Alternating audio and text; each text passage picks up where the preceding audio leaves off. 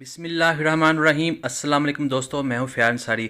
दोस्तों आज हम बहुत ही टेस्टी, बहुत ही मज़ेदार बना रहे हैं चिकन कढ़ाई। ये है चटसी चिकन कढ़ाई। तो दोस्तों ये बहुत ही मज़ेदार बनती है, बहुत ही इजी बन जाती है। तो चलिए किचन में देखते हैं कैसे बनती है। बिस्मिल्लाहिर्रहमानिर्रहीम। तो हमने 1 कप ऑयल गर्म कर लिया कढ़ाई में और इसके अंदर डाल देंगे 1 केजी चिकन।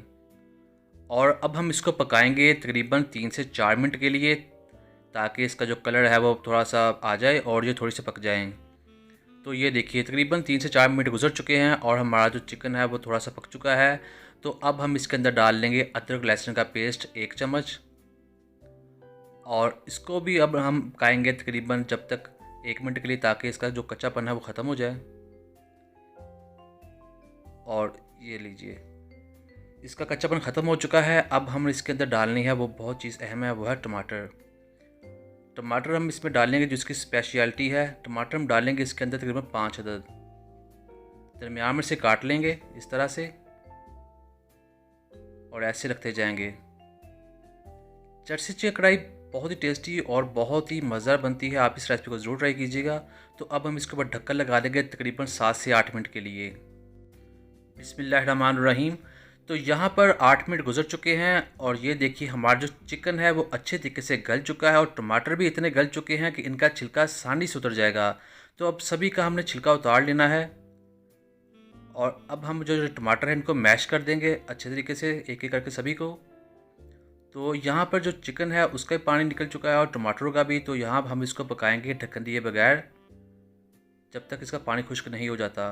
तो यहाँ हम इसमें डाल देंगे नमक आधा चम्मच, और आधा चम्मच डालेंगे इसमें काली मिर्च, और 1/4 चम्मच डालेंगे इसमें कुटी हुई लाल मिर्च, आधा चम्मच डालेंगे इसमें हम गरम मसाला, और आधा चम्मच डालेंगे इसमें हम खुश्क धनिया, और ये आधा चम्मच डाल रहे हैं हम ज़ीरा साबुत। ये ऑप्शनल है, आप चाहे तो डालें, दही चलता तो ना डालें। तो अब हम इसको ऐसे ही पकाएंगे। तो ये देखिए यहाँ इसका पानी खुश्क हो चुका है, तकरीबन 4 मिनट गुजर चुके हैं। ये रेसिपी बहुत ही टेस्टी बनती है, आप ज़रूर ट्राई कीजिएगा। तो यहाँ हम इसमें डाल लेंगे दही आधा कप। इससे ये बहुत ही ज़्यादा जूसी बन जाएगी और बहुत ही क्रीमी बन जाती है। ये लाजमी डाला करें कढ़ाई में। और ये देखिए अब इसको ऐसे ही पकाएंगे। तो यहाँ हमने इसका जो पानी है वो खुश्क कर लेना है, थोड़ा सा पकाएंगे तो ये इसका पानी जो खुश्क हो जाएगा इस तरह से। तो अब हम इसमें डाल देते हैं हरी मिर्चें। ये हमने डालेंगे इसमें तकरीबन 3 से 4 अदद, जो कढ़ाई में बहुत ज़्यादा टेस्टी लगती हैं और ये बहुत हेल्दी होती है। इसमें विटामिन सी बहुत ज़्यादा होता है, आप ज़रूर यूज़ किया करें इसे, सैलड में भी खाया करें। तो अब हम इसको थोड़ा सा मिक्स कर लेंगे इसके अंदर। तो यहाँ ये तकरीबन पकने के करीब आ चुकी है। तो अब हम इसमें डाल लेंगे धनिया। धनिया डालेंगे हम 2 से 3 चुटकी, और अब हम इसको इसके अंदर मिक्स कर देंगे इस तरह से। यहाँ हम इसको ज़्यादा से ज़्यादा 1 मिनट ही पकाएंगे, ज़्यादा देर नहीं पकाना।